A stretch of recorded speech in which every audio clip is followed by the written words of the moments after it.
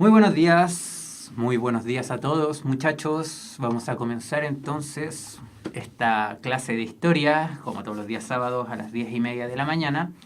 Vamos a tratar un tema que corresponde a la etapa de la historia llamada hegemonía liberal. Pero esta clase, o al menos esta etapa, muchachos, la vamos a separar en dos clases. Vamos a revisar acá, por así llamarlo, la hegemonía liberal 1 o hasta más o menos 1881, en lo que corresponde a los años que vamos a revisar, desde 1961 hasta 1881, más o menos, unos 20 años de historia que vamos a revisar. Entre medio vamos a revisar la historia de dos presidentes, tres presidentes si no me fallas, son tres presidentes en realidad, y sobre una guerra importante que ocurrió hace bastante tiempo, pero hasta el día de hoy nos sigue trayendo consecuencias. Vamos a averiguar de qué se trata. Pero antes de comenzar, muchachos, tenemos que, por supuesto, a ver, ¿dónde está esto de acá? Ver los objetivos de esta clase, ya, conocer las características de la etapa liberal chilena y sus alcances en la economía y el territorio. Por supuesto, también vamos a ver lo de la guerra del Pacífico. Esa es la guerra que vamos a revisar, este conflicto bélico, uno de los tantos que tuvimos durante el siglo XIX. Comprender las causas y el desarrollo de esta guerra, qué consecuencias, qué causas tuvo para Chile en cuanto a socialmente hablando, económicamente hablando, territorialmente hablando también. ¿Ya? Bueno, comencemos entonces, pues muchachos. ¿Les tinca? Bueno, vamos a hacer un pequeño repaso, unas dos preguntitas para que nos contextualicemos en qué quedamos la clase pasada. Porque la clase pasada, muchachos, recordemos que terminamos lo que fue la República Conservadora, estos 30 años, durante, se entregaron el poder a estos tres presidentes, hablo de José Joaquín Prieto, Manuel Bulnes, Manuel Montt. ¿Cómo terminaron esta República Conservadora y por qué terminó? Entonces, la República Conservadora, muchachos, como sabemos, de 1830 a 1861, fue modelada y regida. Buenos días, está borroso, me dicen por acá. Vamos a arreglar eso rápidamente. Bueno, continuamos. Fue modelada y regida por la Constitución de 1833, la que estableció las normas fundamentales de la organización política del país por casi un siglo, desde el punto de vista de la relación y jerarquía de los poderes públicos nacionales. ¿Cuál fue el postulado esencial de la Constitución de 1833, muchachos? ¿Qué quería decir la Constitución? ¿En qué se basaba la Constitución del 33? En el equilibrio de poderes y fiscalización mutua entre ellos. ¿Ya? Quiere decir de que tanto el Poder Ejecutivo, el Poder Judicial, el Poder Legislativo tenían la misma cantidad de poder, por así llamarlo. Primacía del Legislativo, o sea que el Congreso estaba mucho más arriba que los otros dos poderes, que ratificaba el Presidente de la República. Tal vez creación del Consejo de Estado como instancia superior del Ejecutivo, o el predominio del Ejecutivo con amplias atribuciones. ¿Ya? Predominio del Ejecutivo, entonces predominio del Presidente. Quería decir tal vez que esta Constitución podía ser presidencialista. ¿Cuál era entonces el postulado esencial de la Constitución de 1833, muchachos? ¿En qué se basaba esta Constitución? A ver si me responden. Voy a achicar un poquitito porque esto es como muy grande. Gracias, ahora sí. Qué bueno. Ups.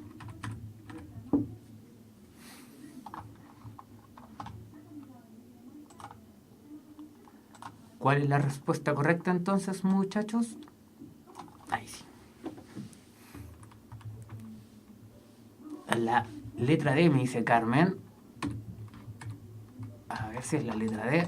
Por supuesto que es la letra D, si eso ya está más que claro. Todos sabemos que la Constitución del 33 decía que tenía que ser una república presidencialista, autoritaria, con un carácter fuerte. De eso se trataba, ya que recordemos que el mismo Diego Portales decía que se necesitaban personas virtuosas, que ya para que sean modelos a seguir prácticamente. Y por eso necesitamos una figura de presidente fuerte. Entonces, el predominio del Ejecutivo, el predominio del presidente con amplias atribuciones. El estado de sitio, vetar las leyes, esas eran sus atribuciones. Siguiente pregunta. Si bien los conservadores crearon un sistema político que les garantizaba la permanencia en el poder, solo tres hombres, José Joaquín Prieto, Manuel Bulnes y Manuel Montt, los representaron en la presidencia. ¿Ya? O sea, los conservadores solo tuvieron tres presidentes. Para 1861 era evidente que, quebrado el conservadurismo, no existían posibilidades reales de que continuaran gobernando el país. Entonces, algo ocurrió durante la década del 50, y ya 1861, como sabemos, terminó el periodo de Manuel Montt, pero algo ocurrió en esta década, o en el gobierno de Manuel Montt, que quebró el conservadurismo. Y ocurrió algo entonces para que los conservadores entonces ya no tuvieran posibilidades para seguir gobernando. ¿A qué se debió esta ruptura, muchachos? A la aparición del Partido Radical, a la cuestión del sacristán, promulgación de la primera reforma constitucional o la aplicación del sistema parlamentario de gobierno. ¿Cuál es la respuesta correcta, muchachos? ¿Por qué se quebró el conservadurismo y qué fue lo que les impidió seguir gobernando o continuar gobernando después de terminado el periodo de Manuel Montt? A ver cómo está la memoria con eso. A ver si nos quedó claro por qué se rompió el conservadurismo. Vamos a ver qué me quieren responder, muchachos. ¿Cuáles de estos 4 hechos significó la ruptura del conservadurismo? Una pregunta sencilla también. Ya les di la pista. O sea, durante el gobierno de Manuel Montt ocurrió este hecho que, a final de cuentas, les va a impedir seguir gobernando una vez terminada el gobierno de Manuel Montt. ¿Cuál es la respuesta correcta, muchachos? Vamos a ver entonces unos cuantos segundos hasta que me responden ustedes mismos, porque esta clase prácticamente la van a hacer ustedes. ¿Cuál es la respuesta entonces correcta, muchachos? ¿Qué hecho ocurrió la ruptura del conservadurismo? Vamos a ver un segundo más. Bueno, como sabemos, fue la cuestión del sacristán.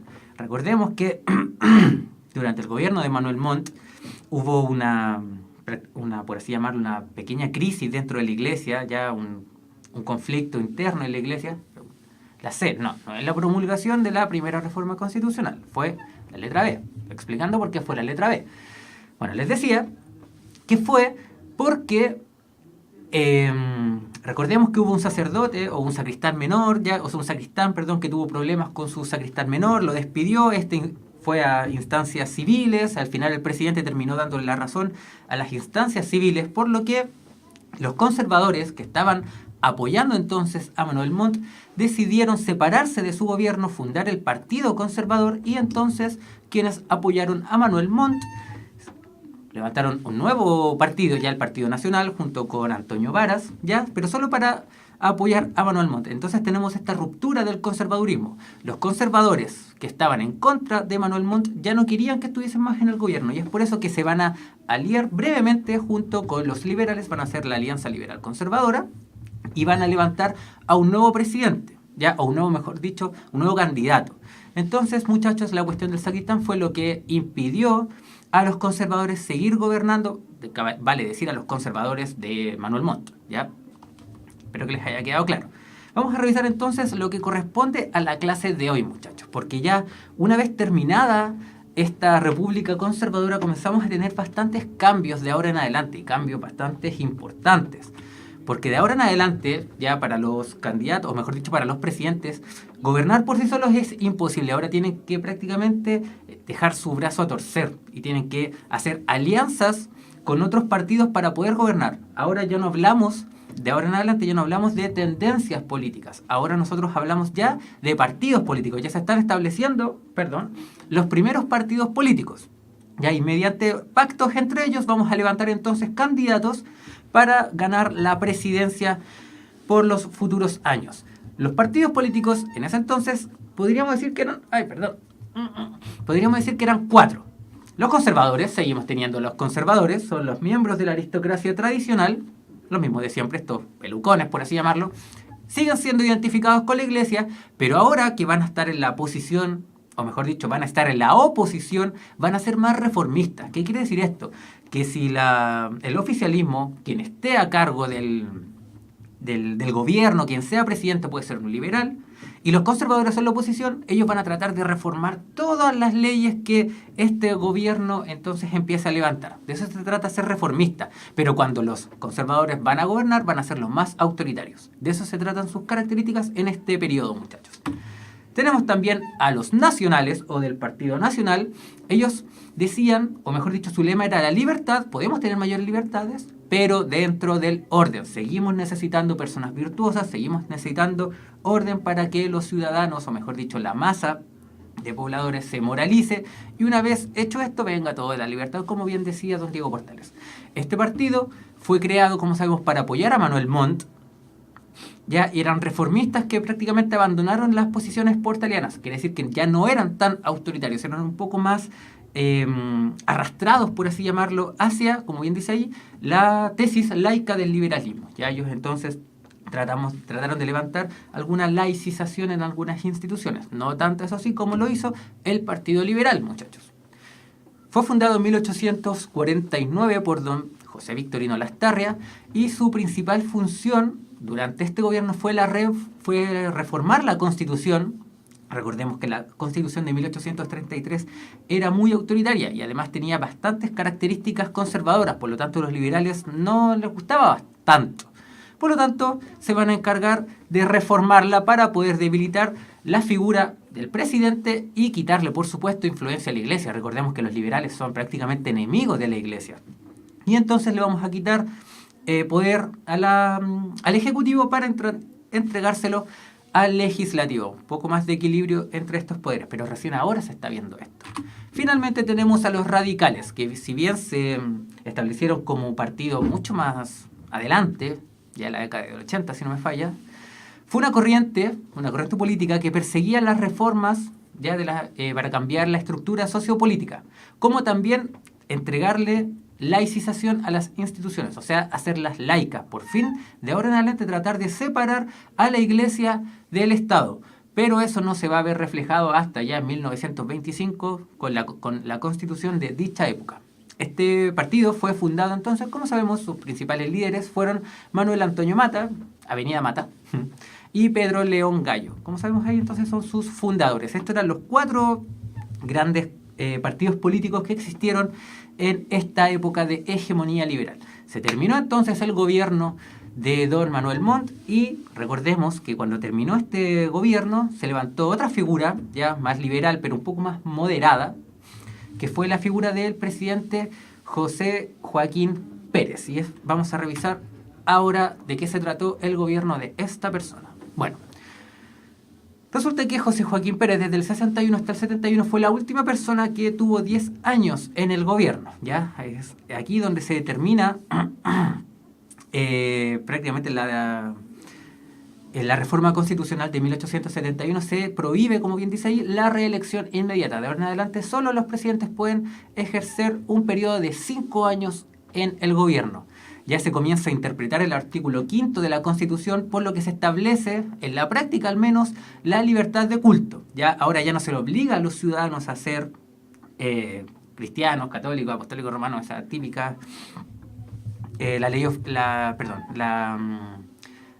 la religión oficial de la Iglesia, muchachos. Ahora las personas pueden creer en lo que ellos quieran, ya, pero como sabemos, dentro de sus casas, al menos. Se descubre el mineral de caracoles y salitre en el Salar del Carmen. Por lo tanto, ya tenemos al menos otra fuente de ingresos para la billetera fiscal. De eso se va a tratar mucho esta clase, muchachos. Así que me gustaría que pusieran atención a eso. ¿Cuáles son los aspectos económicos, sociales, políticos, territoriales también de esta etapa? ¿Ya? Pero al menos, como les dije al principio, lo vamos a separar en 2 clases. Se comienza a colonizar al sur del río Biobío, ya como bien dice ahí Cornelio Saavedra, desplaza la frontera con los mapuches hasta el río Mayeco. La reforma constitucional que se les acabo de mencionar, esta que impedía entonces la reelección inmediata, y por si fuera poco vamos a tener otro conflicto armado, que fue la guerra contra España, ¿ya? La guerra contra España se suponía que ya había terminado, ya se suponía que Chile era independiente, ya había ocurrido todo, el desastre de la guerra, durante esta guerra de independencia, pero ahora tenemos otro conflicto con España, 1865-1866. Vamos a ver de qué se trata todo esto. Al principio de esta lista, si se fijan, tenemos también un tratado de límites con Bolivia en 1866, pero ese no se los voy a mencionar aún, más adelante lo vamos a tomar. Primero vamos a revisar esta guerra contra España, que más que una guerra en realidad fue una paliza unilateral por el lado de España hacia Chile. No quiero contarles spoilers, pero en realidad Chile no hizo mucho contra España en esta, entre comillas, guerra, diría yo. Resulta que la corona española estaba merodeando por las costas del Pacífico con una idea bastante clara, que era, como sabemos, restaurar su dominio en América. Obviamente, América le trajo muchos réditos, muchos créditos económicos a la corona española, por lo tanto, era bastante necesario, o era una idea bastante asertiva, ¿ya? Volver a recuperar estos dominios. Ya lo estaban haciendo en México. Por lo tanto, en Sudamérica creían al menos los españoles que era posible hacerlo. Entonces, ellos le exigen a los peruanos, ya los españoles le exigen a los peruanos una restitución y una indemnización, o sea, entregar los bienes españoles incautados durante la guerra de independencia.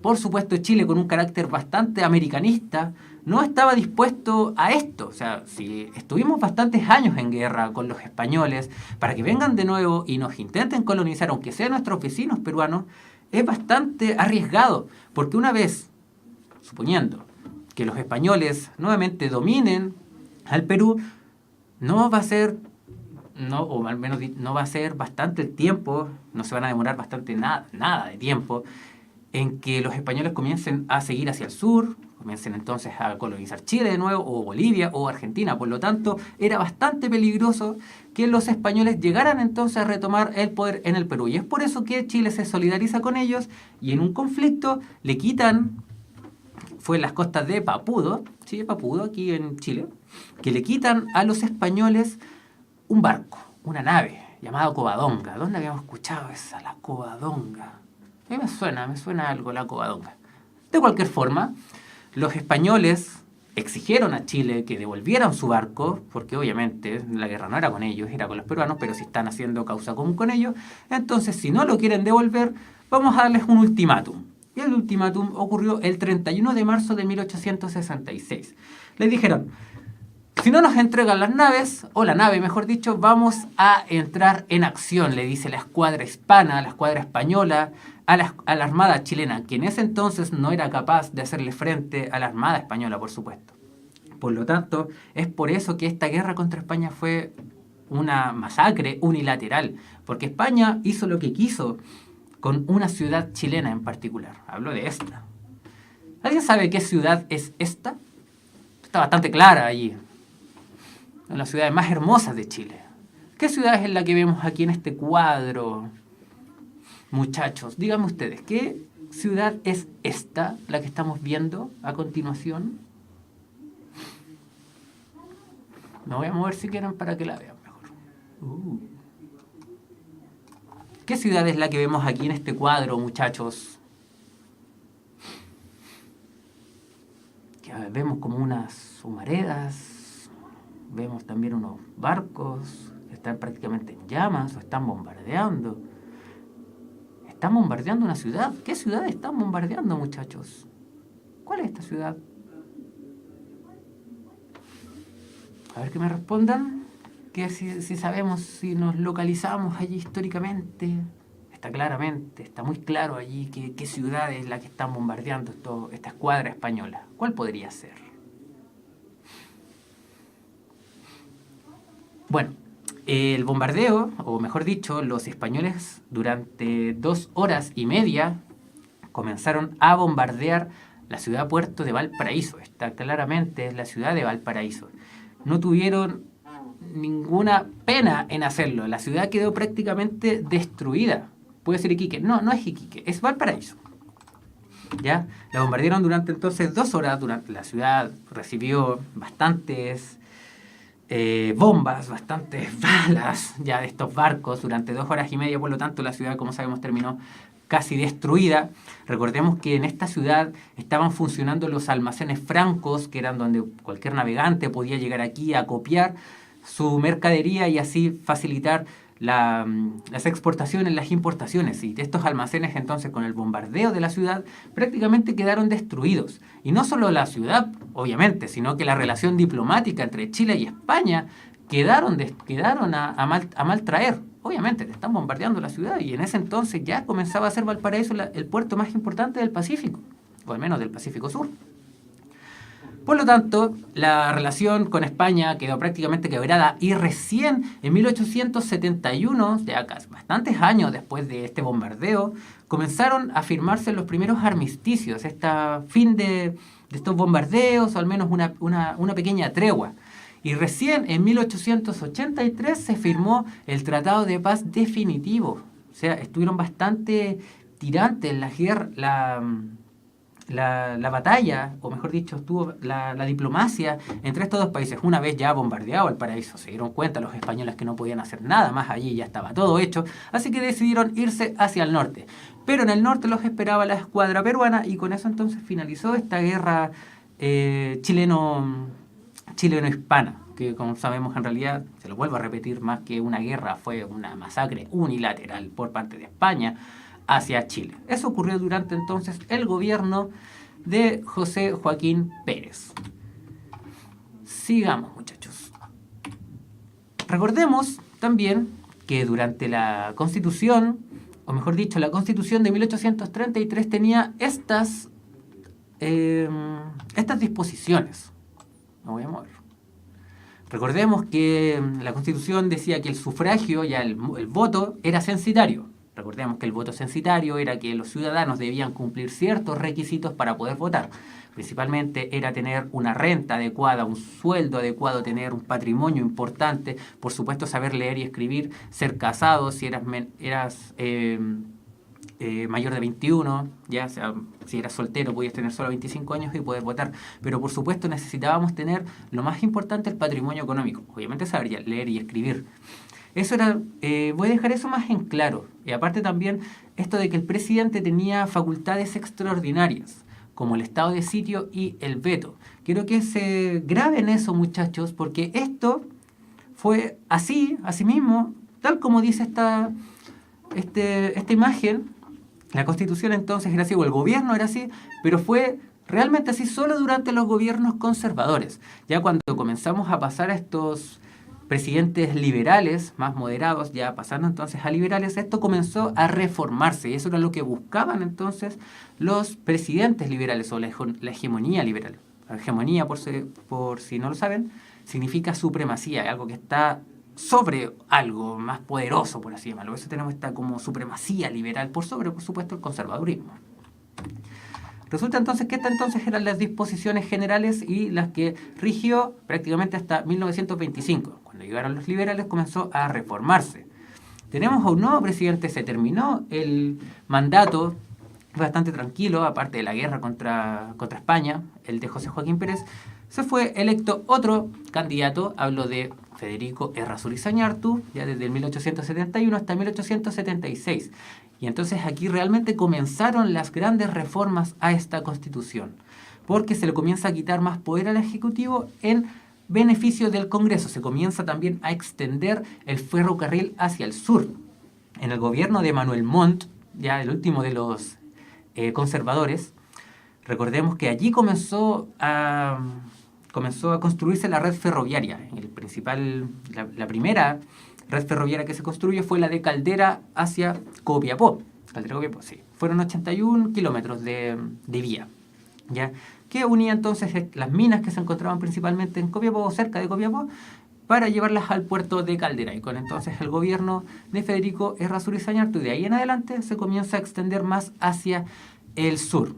¿Ya? Se establece la libertad de enseñanza, entonces el Instituto Nacional no va a ser el único que en entregar los aprendizajes, todo el conocimiento que necesitaban los estudiantes en ese momento. Ya comienzan a levantarse mayores escuelas, mayores colegios, mayores universidades también. Y tenemos un nuevo tratado de límites con Bolivia en 1874. Tampoco se los voy a explicar ahora porque estos dos primeros límites, el del 66, en el gobierno de José Joaquín Pérez y en este de Errázuriz Zañartu, tenemos las primeras causas, por así llamarlo de alguna u otra forma, estas son las primeras causas de la Guerra del Pacífico. Por eso no se los voy a mencionar ahora. Veamos entonces cuáles eran estas reformas a la Constitución que le había hecho Federico Errázuriz. Primero, recordemos entonces estas disposiciones. Sufragio censitario y el estado de sitio y veto como facultades extraordinarias del presidente. Una figura de presidente bastante fuerte. ¿Qué es lo que propuso entonces Federico Errázuriz? Prohibición entonces de la reelección presidencial. Eso se zanjó en el gobierno de José Joaquín Pérez y durante entonces el gobierno pleno de Federico Errázuriz en el 74 se reformó y se pospuso, o mejor dicho, se propuso la incompatibilidad parlamentaria. Los miembros del Congreso no podían participar de otros cargos públicos salvo el del ministerio. O sea, podían ser ministros y además diputados o senadores. Pero ya no podían, por ejemplo, ser jueces diputados. No, eso ya estaba estrictamente prohibido. O eres lo uno o eres lo otro. No pueden ser ambos. Es incompatible. ¿Ya? Ley de ampliación del universo electoral.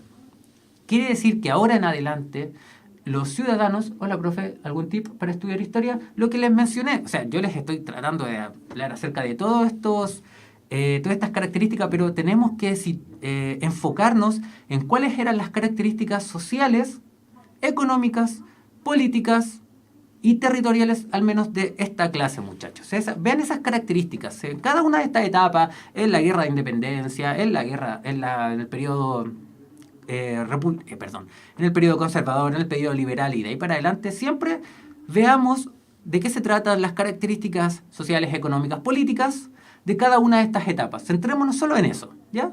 Eso es como el único tip que les puedo mencionar. O sea, yo les hablo mucho acerca de esta reforma a la Constitución porque es parte de, pero tienen que fijarse más en eso, ¿ya? De eso se trata prácticamente, muchachos. Espero que les haya quedado claro, Camila. Vamos entonces a limitar las facultades también del presidente, ya entonces no va a poder gozar de este estado de sitio, él no puede declarar estado de sitio cuando él quiera, sino que ahora el Congreso tiene que ratificarlo. Bueno, esto era de la ampliación del voto electoral.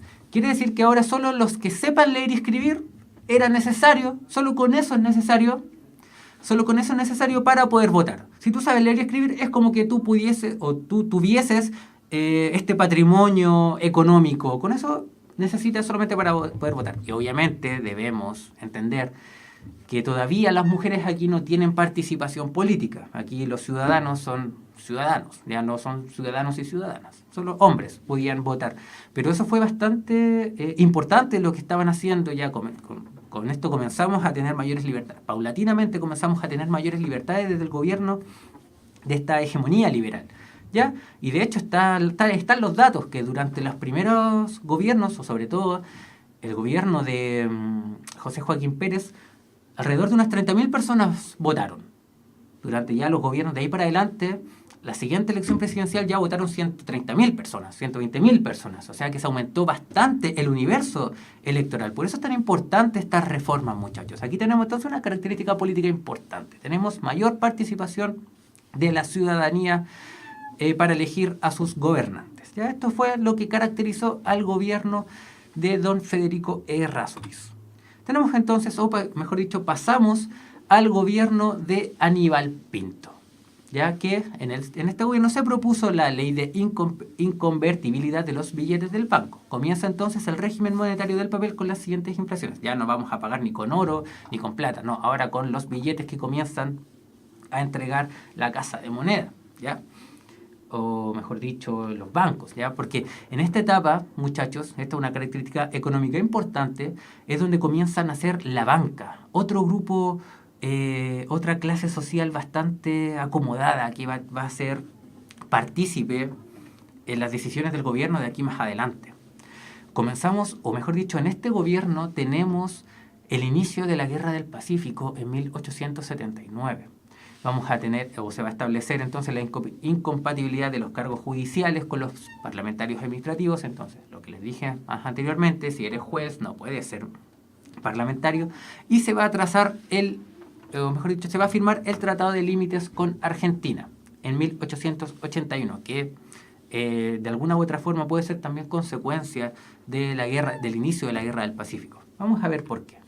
Primero vamos a revisar este inicio de esta guerra bastante emblemática, tanto para Chile, Perú y Bolivia, por supuesto. Ya esta guerra donde nos enfrentamos con nuestros vecinos y hasta el día de hoy, como les dije, tenemos conflictos con ellos, no conflictos armados, pero sí conflictos diplomáticos. Las relaciones, es aquí donde prácticamente se quiebra la relación entre los peruanos, chilenos y bolivianos, sobre todo entre bolivianos, peruanos contra los chilenos. Y viceversa. Aquí es donde nace una especie de nacionalismo absurdo, ya, y lo que nos trae, como les digo, problemas hasta el día de hoy. Pero eso ya parte de la idiosincrasia de cada uno. Bueno, antes de comenzar, eso sí, yo les quiero mostrar este pequeño collage. Porque desde que se estableció la República, hemos tenido transformaciones económicas y territoriales. Aquí tenemos bastantes imágenes. Tenemos unas imágenes de unas personas, de unas minas, unos trenes y unos edificios. Resulta que esta persona que tenemos acá,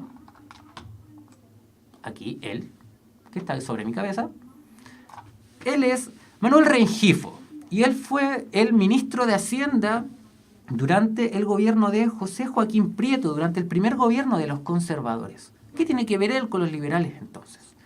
Resulta, muchachos, que él es conocido como el mago de las finanzas y gracias a esta persona, por fin Chile pudo madurar económicamente hablando. Durante esta etapa él fue capaz de ordenar las finanzas, ¿ya? Y así comenzar a engrosar la billetera fiscal, ¿ya?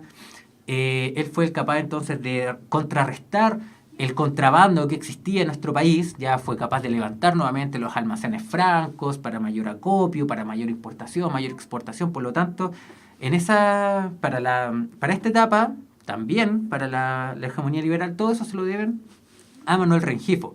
Durante la etapa conservadora, entonces, también sabemos que se descubrió el mineral de plata de Chañarcillo, que es esta minas que tenemos aquí arriba, que ayudó entonces a ingresar bastante dinero hasta que se terminó prácticamente el mineral.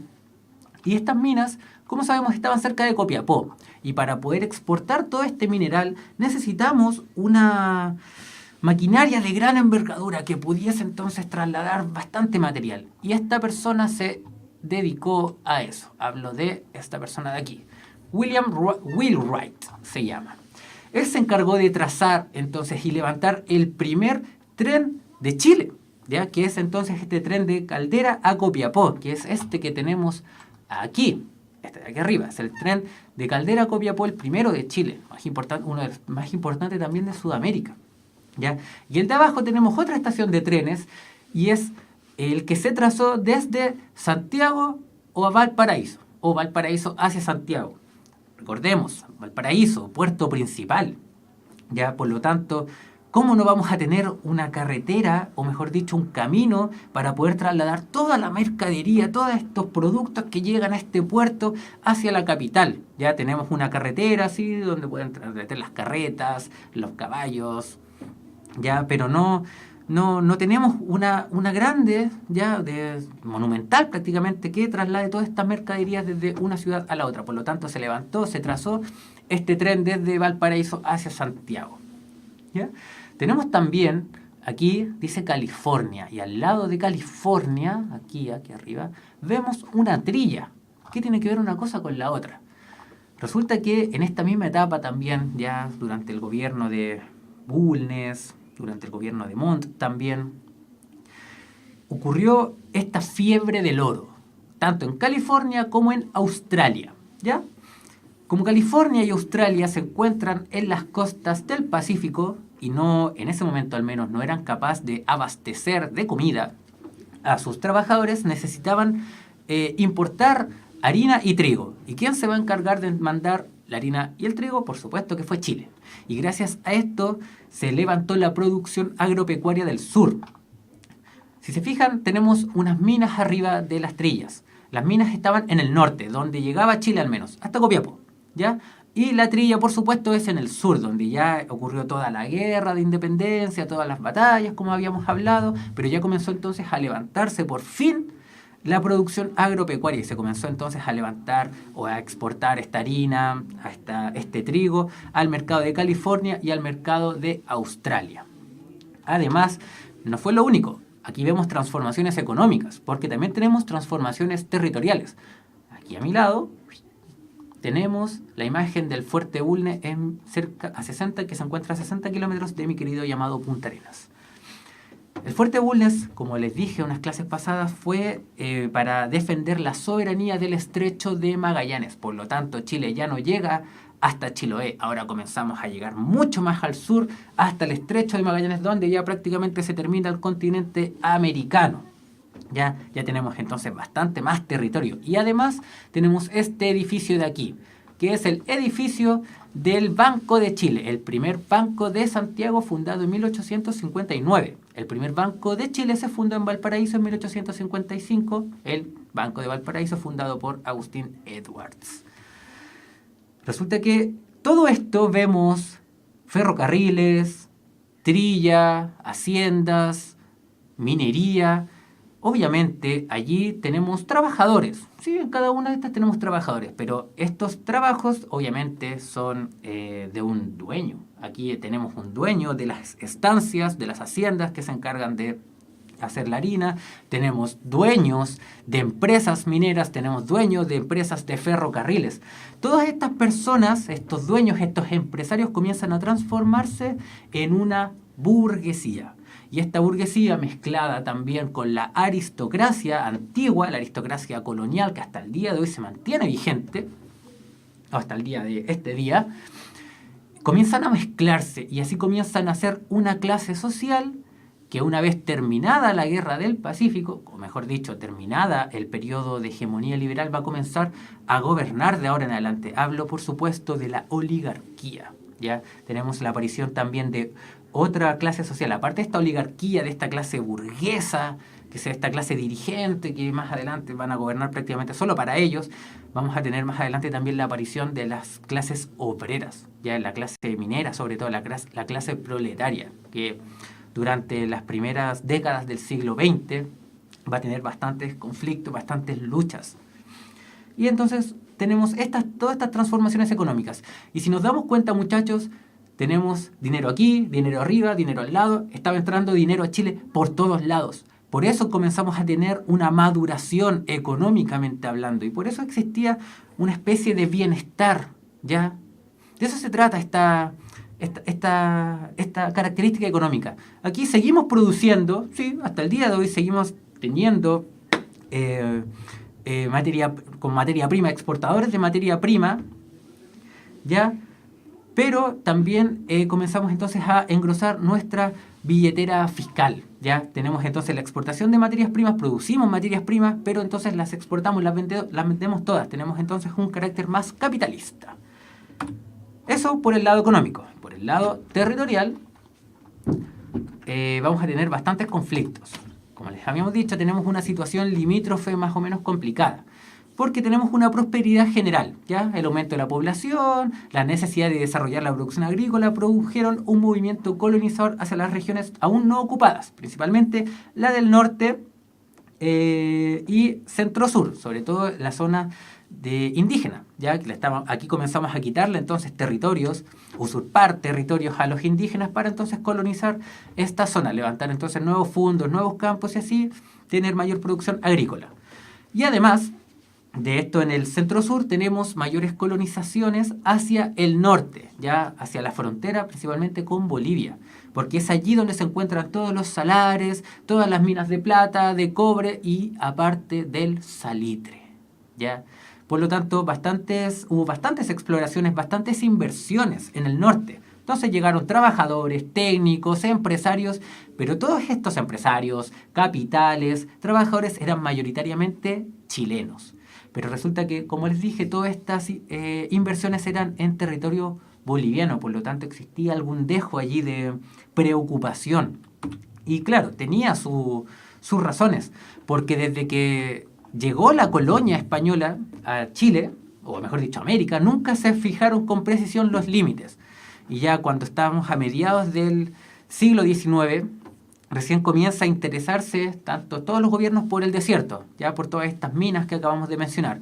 En 1843, el gobierno de Manuel Bulnes dicta una ley que establece el límite norte en el paralelo 23. ¿Ya? Allí recién tenemos fijado un límite con Bolivia. Toda la región antes de Antofagasta pertenecía entonces a Bolivia. Eso tienen que saberlo, muchachos. Y vamos a establecer la frontera con este país en el paralelo 23, que es la que abarca entonces la península de Mejillones. Bolivia reclamó, ya estamos entonces comenzando a tener problemas, pero al final no hicieron nada para reafirmar su soberanía en esta región. Algo muy parecido que nos pasó a nosotros con la Patagonia Oriental.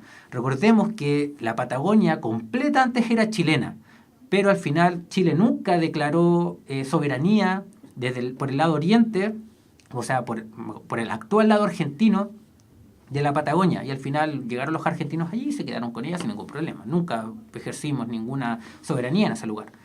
Y comienza entonces a fijarse una serie de límites, una serie de tratados para poder fijar la frontera entre estos ambos países, ya para que no haya mayor problemas.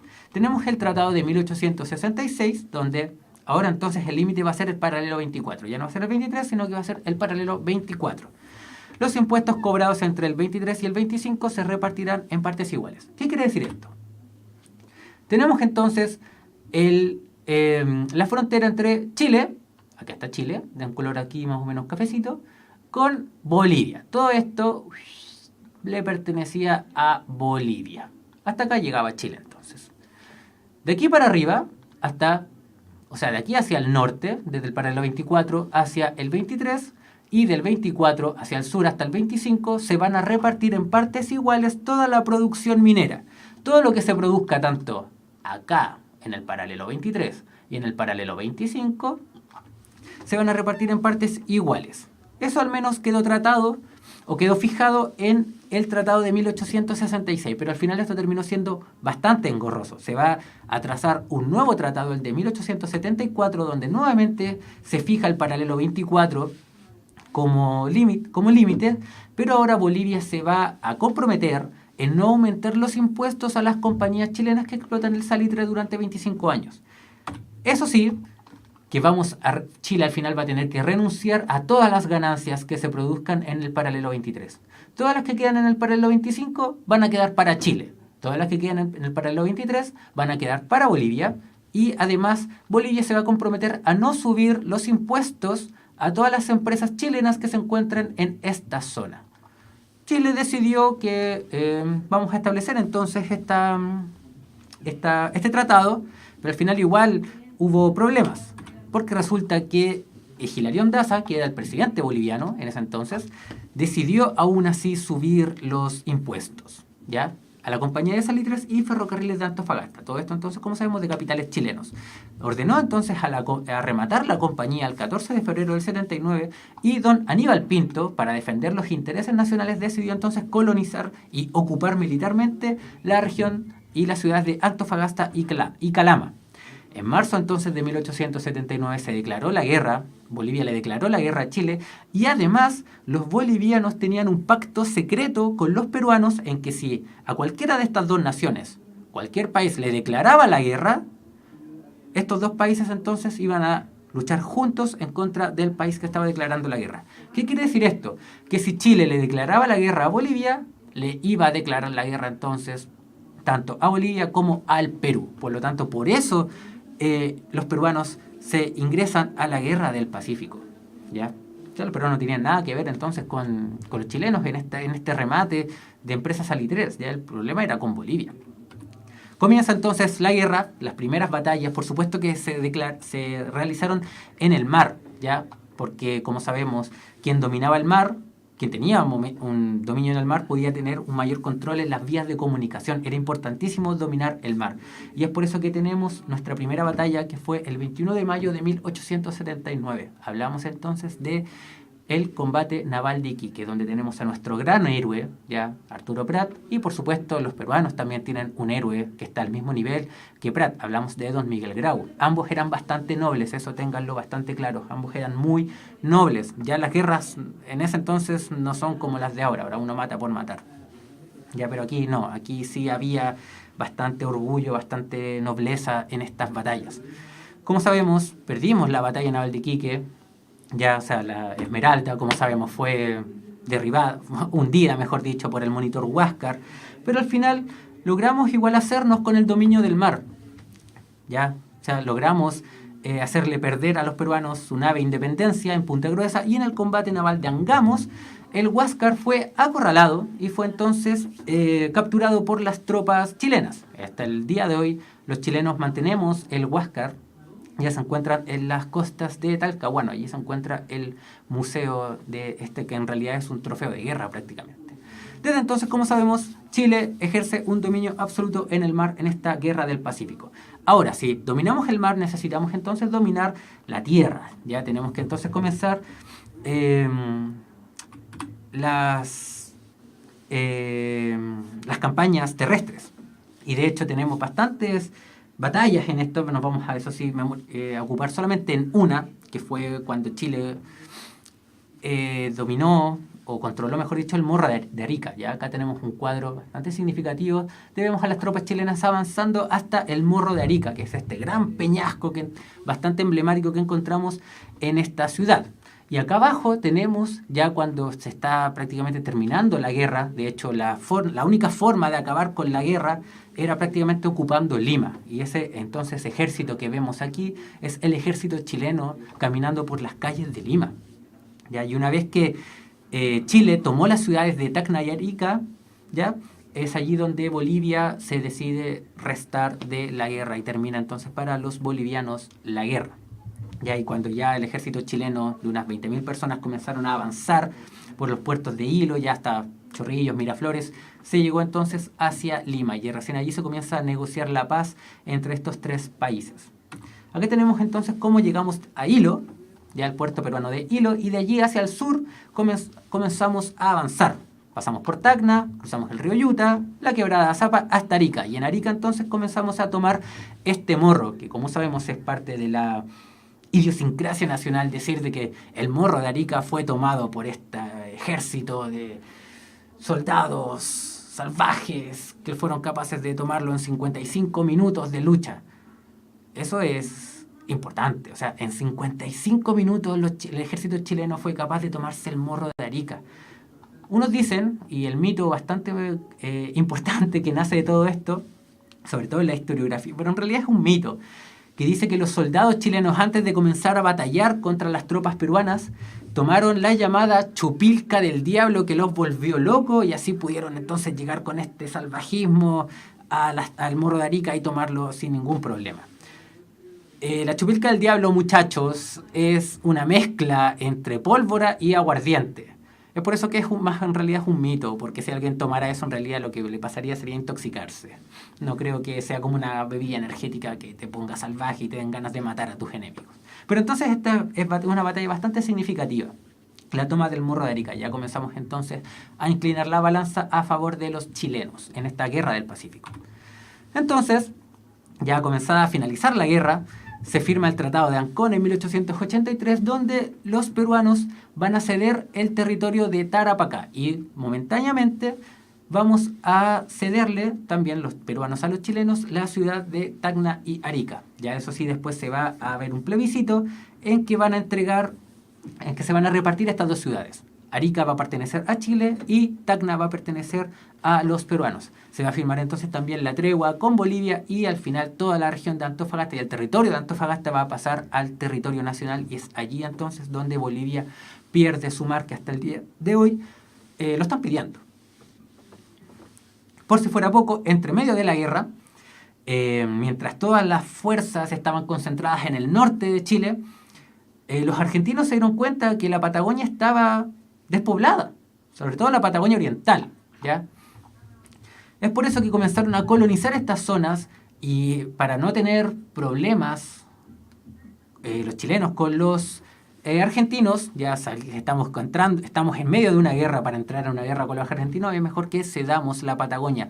En ese entonces, muchachos, habían estudios científicos y todos decían que la Patagonia era prácticamente un territorio estéril, donde no podía sacarse nada. Bueno, allí en realidad los argentinos estaban para tener a sus animales, todos los gauchos, toda esta la ganadería prácticamente. No había un mayor beneficio económico más que cuidar a los animales. Ya después nos dimos cuenta que la Patagonia estaba repleta de gas e hidrocarburos y bueno, eso lo dimos cuenta ahora, pero eso ya al final perdimos para siempre.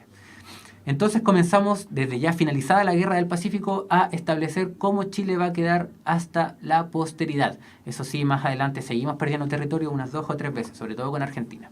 ¿Ya? Entonces, en 1881 se firmó el Tratado de Límites que fijó la línea fronteriza entre los países, ya sobre todo entre Chile y Argentina, en la que la cordillera de los Andes hacía de frontera. El gobierno chileno entonces renunciaba a todo el territorio situado al este de la cordillera, pero vamos a mantener íntegramente el estrecho de Magallanes y la Tierra del Fuego va a ser dividida en partes iguales. La Tierra del Fuego en este mapa es esta isla que está aquí. Ya se va entonces a partir por la mitad y la parte este va a pertenecer a Argentina, la parte oeste a Chile. ¿Ya? Bueno, las conclusiones, muchachos.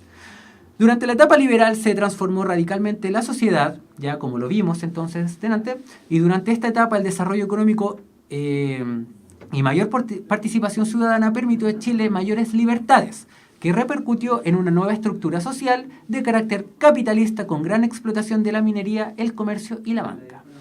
Si bien Chile alcanzó la guerra durante la Guerra del Pacífico, alcanzó la victoria, durante la Guerra del Pacífico, es preciso indicar que una parte enorme, o por no decir todas las grandes riquezas del norte grande en realidad no pasaron a las manos de los gobernadores chilenos, sino que en realidad pasó a la oligarquía, ya que a futuro, como les dije, va a comenzar a gobernar el país.